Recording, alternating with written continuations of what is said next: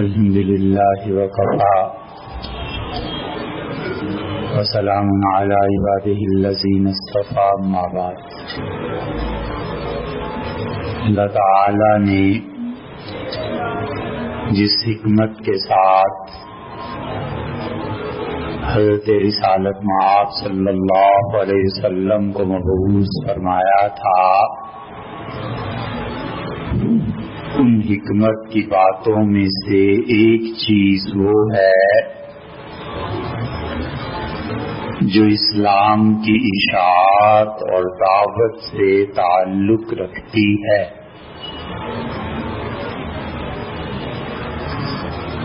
یوں تو قرآن کریم کی متعدد آیات اور متعدد احادیث دعوت کے متعلق ہیں،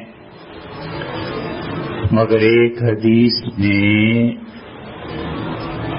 جو مسلم کی روایت میں آئی ہے، آپ نے ارشاد فرمایا کہ جنت میں جانے والے لوگ ان کے دل چڑیا کے دل کی طرح کے ہوں گے۔ محدثین نے اس حدیث پر بڑی بحث کی ہے کہ حضرت رسالت پناہ صلی اللہ علیہ وسلم نے جنتیوں کے دلوں کو چڑیا کے دل کے ساتھ تشبیہ کیوں دی؟ کوئی عام آدمی ہوتا تو شاید وہ کہتا کہ جنت میں جانے والے لوگ بڑے شیر دل ہوں گے، ان کے دل شیروں کی طرح ہوں گے، ان کے دل چیتوں کی طرح ہوں گے۔ ساری جانوروں کی برادری میں حضرت رسالت پناہ صلی اللہ علیہ وسلم نے چڑیا کا انتخاب فرمایا اور کہا جنت میں جانے والے لوگوں کے دل چڑیا کے دل کی طرح کے ہوں گے۔ پھر محدثین اور شراح جو اس کی شرح کرتے ہیں تو لکھتے ہیں کہ چڑیا کا دل بظاہر جہاں تک ہم دیکھتے ہیں ہر طرح کی منفی سوچ سے ناپاک ہے، اور منفی سوچ سے ناپاک نہیں ہے بلکہ منفی سوچ سے پاک ہے۔ منفی سوچ کا مطلب یہ ہوا کہ آپ کبھی غور کریں اور پانی کو دریا کے کنارے پر آپ رکھ دیں۔ ہم روز اس کا مشاہدہ کرتے ہیں، اچھا خاصا جاری پانی ہے، اس کے کنارے پہ ادارہ ہے، لیکن ایک صحنک میں روز پانی رکھا جاتا ہے اور چڑیا اس صاف پانی پہ آتی ہے، اور وہ بہتا ہوا پانی جو یقیناً پاک ہے اس پہ نہیں جاتی، ادھر آتی ہے۔ یہ برسا برس کا تجربہ ہے، آپ کر کے دیکھیے کہ آپ کے گھر کے قریب دریا، ندی، نہر، کوئی اچھا پانی کا نالا بہ رہا ہو اور آپ پانی کو صحنک میں کسی چیز میں رکھ دیں تو چڑیا ادھر آئے گی، اس جاری اور پاک پانی پہ نہیں جاتی۔ بظاہر اس کی ایک وجہ یہ بھی ہے کہ وہ سمجھتی ہے کہ اس پانی میں کچھ نہ کچھ گندگی کے اثرات ہوتے ہوں گے، اور یہ جو پانی ہے انسان بھی پیتے ہیں، لہذا میں اس پانی سے پیوں تو پاک چیز کو پسند کرتی ہے۔ ایک صحنک میں باجرہ ڈال دیں، 10 چڑیا بیٹھی ہوئی ہیں، سب کی سب اس کو کھاتی رہیں گی اور ایک دوسری کو نہیں مارے گی، اور کتے کا حال اس کے برعکس ہے کہ پورا ہاتھی یا کوئی چیز اتنا بڑا جانور ہے کتا کیا مجال ہے کسی دوسرے کتے کو کھانے دے، وہ آتا ہے دوسرا تو یہ پہلے اسے بھگاتا ہے، گویا اس اصول پر عمل کرتا ہے کہ خطروں سے صاف ہو کے اطمینان سے کھانا کھایا جائے، اس کا بھی کوئی اصول ہے۔ لیکن چڑیا 10 بیٹھ جائے اور اپنے حصے کا کھائے گی، اڑ جائے گی۔ اور عجیب بات اس چڑیا میں ہے، آپ سردیوں اور گرمیوں پر غور کریں، ہم نے کئی بار دیکھا اللہ نے اس کی چونچ میں ایسی مہارت رکھی ہے کہ سردیوں میں پورا باجرہ کھا جائے گی اور گرمیوں میں باجرے پہ وہ ایک دم سے اپنی چونچ کو مارتی ہے اور باجرے کا چھلکا الگ ہو جاتا ہے اور اندر گودا کھا لیتی ہے۔ اس کا مطلب ہے باجرے کا چھلکا شاید گرم ہوتا ہوگا اپنی تاثیر میں اور اس وجہ سے وہ نہیں کھاتی ہوگی کہ گرمیوں میں اور گرم چیز کھانا کیا معنی رکھتا ہے۔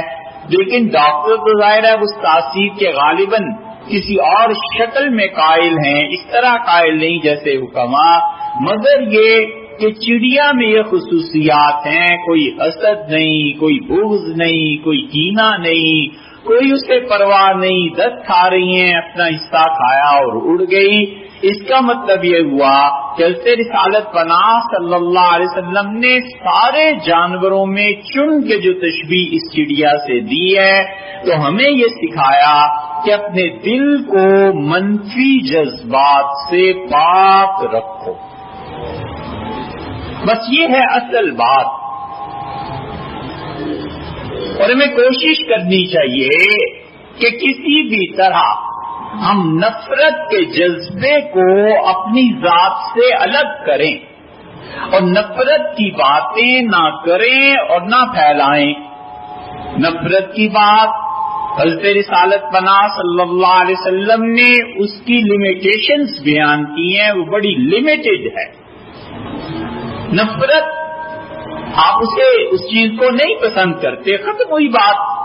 اب ڈھنڈورا پیٹنے کی کیا ضرورت پیش آ گئی ہے؟ حسن اس سے نظر بھرتی نہیں اور آدمی بار بار دیکھتا ہے، اور بدصورتی سے نظر ایک مرتبہ میں بھر جاتی ہے، آدمی دوبارہ نگاہ اٹھا کر نہیں دیکھتا کہ کیا ضرورت ہے اپنی طبیعت کو خراب کرنے کی، اور حسن بار بار دیکھتا ہے اس پہلو سے، اس پہلو سے، اس پہلو سے۔ اور جو لوگ حسن کو دیکھتے ہیں اور سمجھتے ہیں، حسن بھی پھر محبت کے تابع ہو جاتا ہے۔ معلوم نہیں آپ کیا اس بات کو کہیں، لیکن عربوں کا ایک شاعر ہے، محبت یہ ہے، اس کا ایک شعر ہے جس کا ترجمہ عرض کرتے ہیں، ناپسند آئے تو چھوڑ دو۔ اس نے کہا کہ میری محبوبہ مہنگی ہے، اس کی دونوں آنکھیں برابر نہیں ہیں، اور یہی اس میں خوبصورتی اور محبت کا کمال ہے۔ میں بار بار اسے دیکھتا ہوں کیونکہ میرا مخالف اور رقیب سمجھتا ہے کہ اسے دیکھ رہی ہے اور حقیقت میں مجھے دیکھ رہی ہوتی ہے۔ جب محبت ہو جائے تو آدمی کہاں سے جا کر کمال کی بات نکالتا ہے۔ اس لیے حضور اقدس صلی اللہ علیہ وسلم نے نفرت کو لمیٹڈ قرار دیا ہے، لمیٹیشنز ہیں اس کی حدود ہیں۔ ایک چیز نہیں پسند بس چھوڑ دو۔ دیوالی ہے، ہولی ہے، کیا ضرورت ہے اس میں جانے کی؟ کیا ضرورت پڑ گئی ہے ہیپی دیوالی اور ہیپی ہولی لکھنے کی؟ دسہرہ بھی ہندوؤں کا تہوار گزرا ہے، اس میں کسی بھی مذہب کی رسومات میں ذرہ سے ذرہ برابر بھی شرکت کرنا یہ درست نہیں، بڑی خطرناک بات ہے۔ سمرقند کے فقہا کہتے تھے کہ 50 سال اللہ کی عبادت کرتا ہے اور ایک انڈا ہمارے علاقوں میں بتوں کی پرستش ہوتی ہے، اور سال کے ایک دن ہندو آ کے پرستش اس بت کی کرتے ہیں۔ حج کرتے تھے ہندو 5 جگہ پہ برِ صغیر میں، ٹیکسلا میں، ملتان میں، بامیان میں، سومنات میں، بنارس، 5 جگہوں پر ہندو حج کرتے تھے ہر سال، اور سمرقند کے فقہا کہتے تھے کہ جس دن وہ حج کرنے آتے ہیں، جس مسلمان نے ایک انڈا بت کی تعظیم میں اور بت کی عبادت کے طور پہ چڑھایا، 50 سال کی عبادت کا بیڑا غرق کر دیتے۔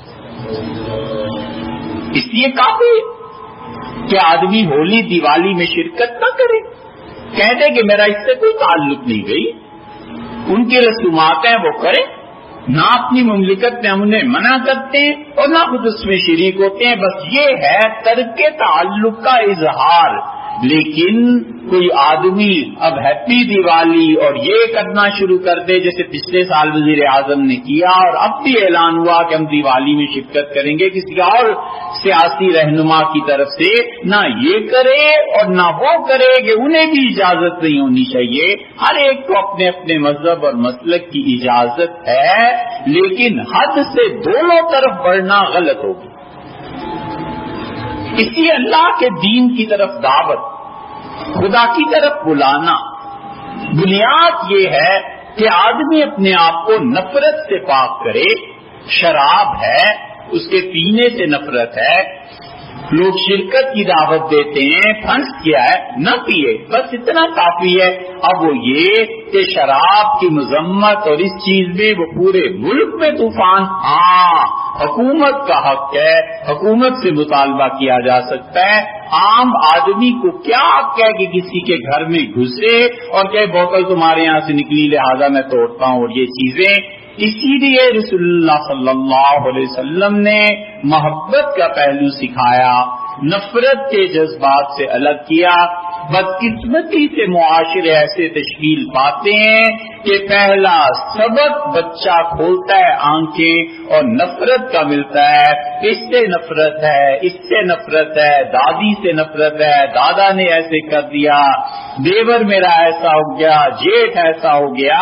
یہ ہماری خواتین جو نفرت کی باتیں بچوں کے دماغ میں ڈالتی ہیں، اس کا اثر 20-25 سال کے بعد ظاہر ہوتا ہے۔ اپنے خاندان کے اچھے اچھے رشتے نہیں کر پاتی، بھائی ہے، اس کا بیٹا ہے، بہن ہے، اس کی بیٹی ہے، یہ سارے کے سارے پڑھ لکھ گئے، اچھے عہدوں پہ پہنچ گئے، اب شرم آتی ہے رشتہ لیتے ہوئے، اس لیے کہ 25 سال پہلے جو بیج بویا تھا نا، اب اس کا پھل پڑا، اب وہ آئے گی باہر سے، اور اب تو لائے گا لڑکا اور لڑکی اپنی پسند سے، اور 6 مہینے بعد اگر طلاق ہو گئی تو کوئی چھوٹا بڑا نہیں ہے جو ان مسائل کو بیٹھ کے حل کرے۔ اور ابھی زیادہ عرصہ نہیں گزرا، 50 سال نہیں گزرے، خاندانوں میں شادیاں ارینجڈ میرجز ہوتی تھیں، خاندان والے بیٹھ جاتے، اچھا بیٹے کیا ہو، اس کو ڈرایا، اس کو 2-4 جوتے لگائے، اس کو سمجھایا، یہ کیا، گھر چلی جاتا تھا، بسی جاتا تھا۔ وہ پوری تہذیب اس نفرت نے بدل دی۔ اس لیے اپنے بچوں کو نفرتوں کی باتیں سکھانا، نفرت کا ذہن بنانا، نتیجہ اس کا کیا نکلتا ہے کہ نفرت کے اظہار کے لیے زبان خراب ہوتی ہے، اعتراض کرتا ہے، اور ہوتے ہوتے شاید آپ نے نہ سنا ہو لیکن ہمارا تو آئے دن واسطہ پڑتا ہے، اللہ پر اعتراض کرتے ہیں اور دل میں اللہ کو گالیاں دیتے ہیں۔ کئی لوگ ایسے ملے، انہوں نے کہا جی میں توبہ کرتا ہوں، زبان نہیں دل سے خدا کو گالیاں دیتا ہوں۔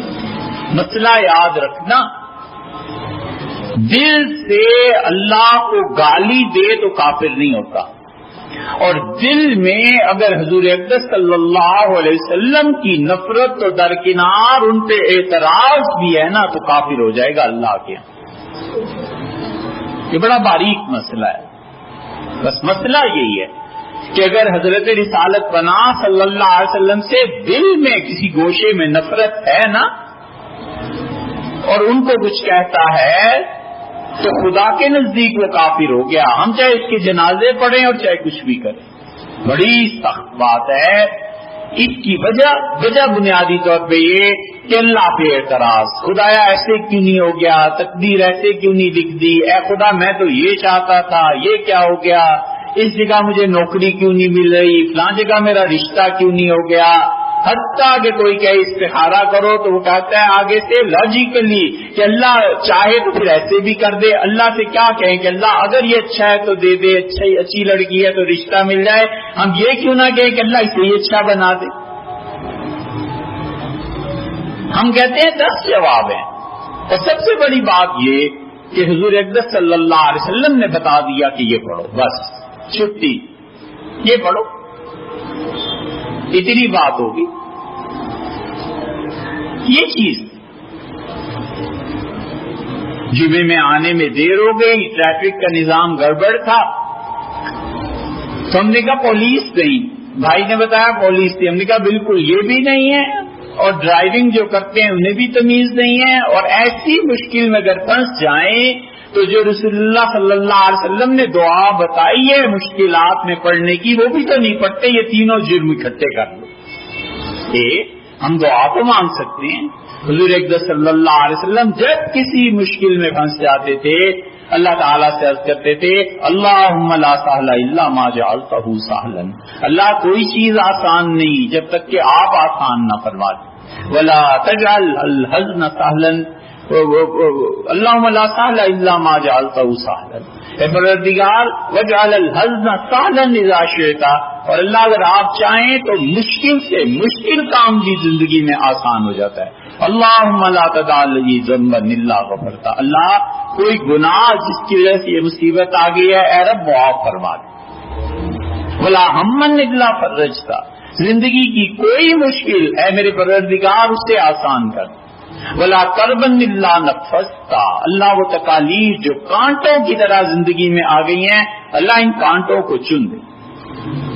حضور صلی اللہ علیہ وسلم دعا مانگتے تھے. ہم میں سے کتنے ٹریفک میں پھنس جائیں تو یہ دعا پڑھتے ہیں؟ ہم میں سے کتنے ہیں جو زندگی کے ہر دن ہر ہفتے کسی نہ کسی مشکل میں پھنستے ہیں؟ کتنی مرتبہ ہم یہ دعا مانگتے ہیں؟ وجہ اس کی یہ ہے کہ ہم نے نفرتیں پھیلائی ہیں, ہم نے حل نہیں تلاش کیے. حضور اقدس صلی اللہ علیہ وسلم نے اللہ کے دین کی دعوت, خدا کے دین کی طرف بلانا, محبتیں سکھائی ہیں, اس لیے ان بچوں کے دماغ میں نفرت نہ ڈالیں.